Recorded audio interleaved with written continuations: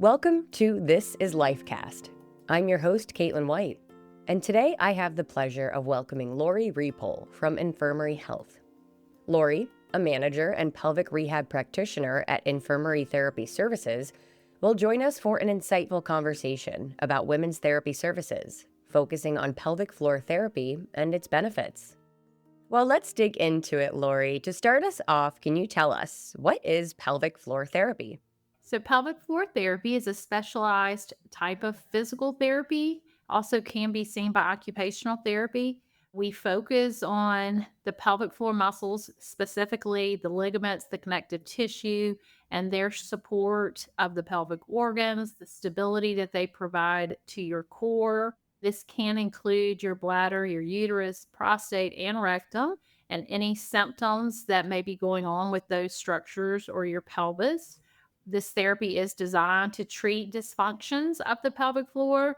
Pelvic floor dysfunction can affect men, it can affect women, it can affect children, and we address all of those issues.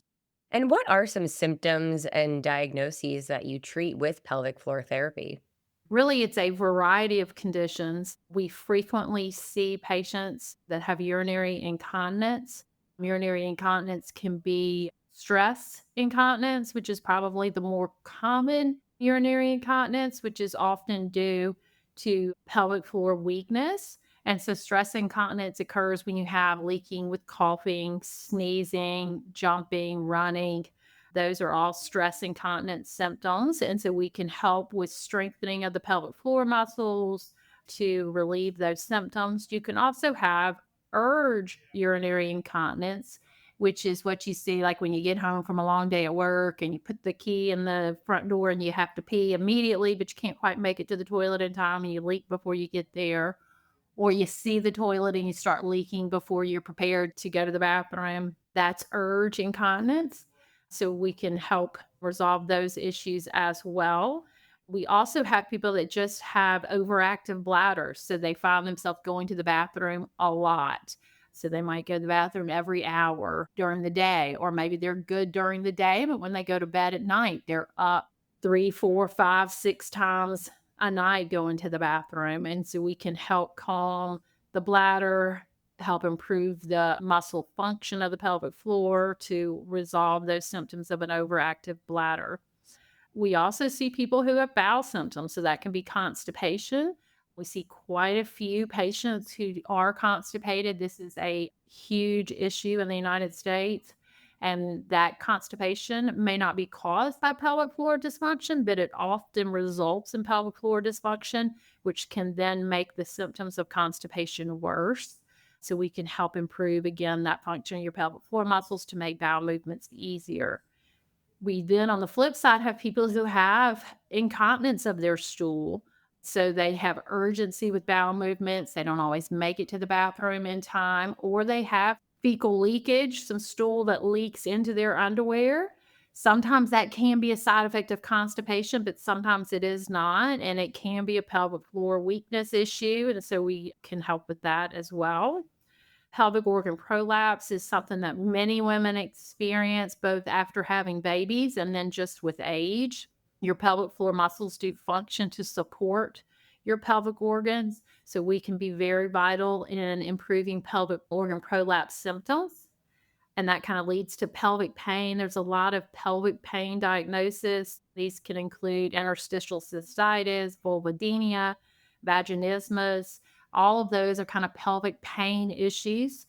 And we are very critical in helping to resolve those pelvic pain issues. A lot of the pelvic pain diagnosis, people have been suffering with them for a long time. They're chronic pain issues.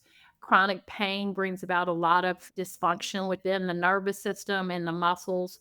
And so we try to address those to help people manage their pain, to help manage any flare ups in pain, and to help improve the bowel and bladder dysfunction that may come with those.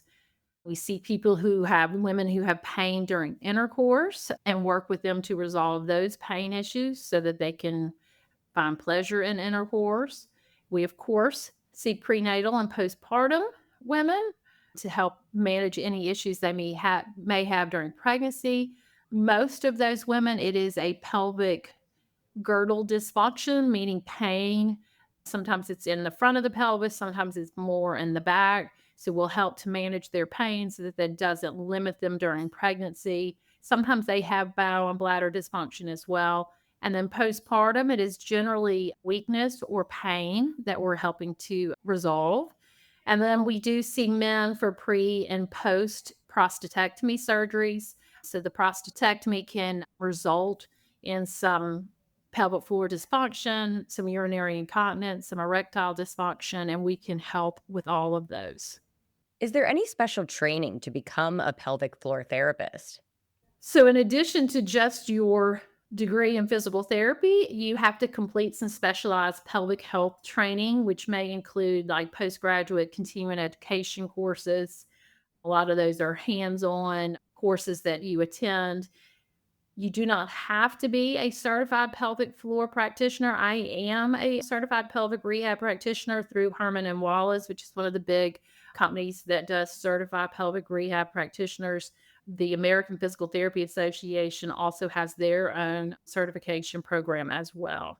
And what techniques or exercises can be used then by therapists to help women suffering with pelvic floor issues? So, due to the variety of conditions that we see people for, our treatments are very much specific to what's going on with that patient. So, when you come to see me or a pelvic rehab practitioner, they're going to first start by doing an extensive history with you to find out what's going on, how long has it been going on, how is it affecting your quality of life, to determine which course of treatment they think is going to best be suited for you. Generally, we're going to do an internal assessment of your pelvic floor muscles if the patient agrees to that assessment. Pelvic floor muscles, due to their location within the pelvis, the only way you can truly assess what they're doing is an internal assessment. And we'll also do an external assessment. And then we determine, is there a weakness? Is it tight? Is there pain? And that information will help guide our treatment. And we will use things such as biofeedback, which is essentially using sensors or trainers to help a patient engage their pelvic floor muscles by having a visual feedback. So, the biofeedback, you can see something on a screen working, and it helps you to see that your pelvic floor muscles, whether they are contracting or whether they're relaxing.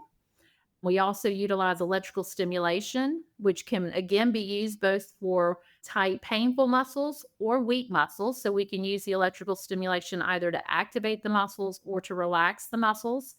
And of course, we do use exercise. So a lot of people are familiar with Kegels. We take Kegels further than that, though, to combine with more advanced core exercises. So we're going to use those pelvic floor muscle contractions and combine them with more advanced exercises that are tailored to wherever that patient is based on how weak their pelvic floor is or how weak they are generally or any pain that they may have. So those exercises will be very specific to the patient. Breathing and relaxation is also very important to pelvic floor function. Breathing can be very critical in both connecting with the pelvic floor muscles and improving overall function. So, we do spend a good amount of time working on breathing, using your diaphragm, which is that largest of all of your breathing muscles. Postural training is often a part of what we do. Postural imbalances can result in pain, can result in some weakness and some decreased muscle coordination. We'll look at your posture and work on improving that posture to allow better motor control of your muscles. And then, of course, again, education is just huge. We do a tremendous amount of education about the body, about the function of the pelvic floor, about your bladder and your bowel habits and the health of both of those organs and improving their function. So it's a lot that goes into deciding how the treatments are going to progress and what we will be doing. And we may start with one thing and slowly evolve into another. Of course. And what do you want women to know about pelvic floor disorders?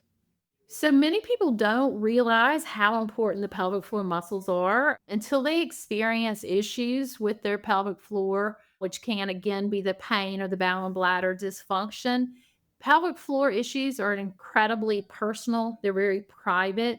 There's a lot of embarrassment around them. Some people struggle to even admit their dysfunction to their own physicians. This dysfunction can really impact continence, both bowel and bladder, sexual function, your core stability, your pain. So it is important that they talk to their physicians, that they ask for referrals to physical therapy. There is so much that we can do to help these people, and there's a lot of research that supports the involvement of a pelvic rehab practitioner that shows our involvement greatly impacts the success and the quality of life for people dealing with pelvic floor dysfunction.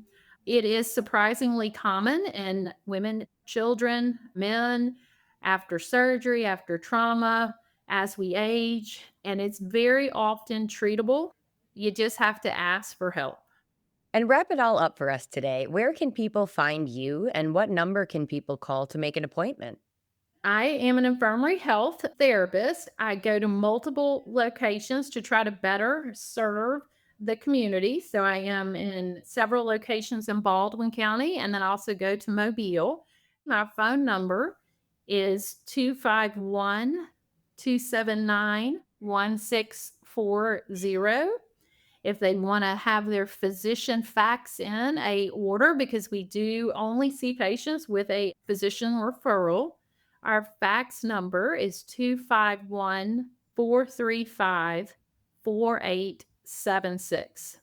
I can also be reached on my email if they have questions, and my email is laurie.repoll@infirmaryhealth.org. Thank you so much for joining us, Laurie. To schedule an appointment, you must have a physician referral. Infirmary therapy services are available at multiple locations in Mobile and Baldwin counties. If you have any questions about our services, please contact us in Mobile County at 251 435 4876 or Baldwin County at 251 279 4872. You can also visit us online at infirmaryhealth.org. I'm your host, Caitlin White, and thank you for listening to This is Lifecast.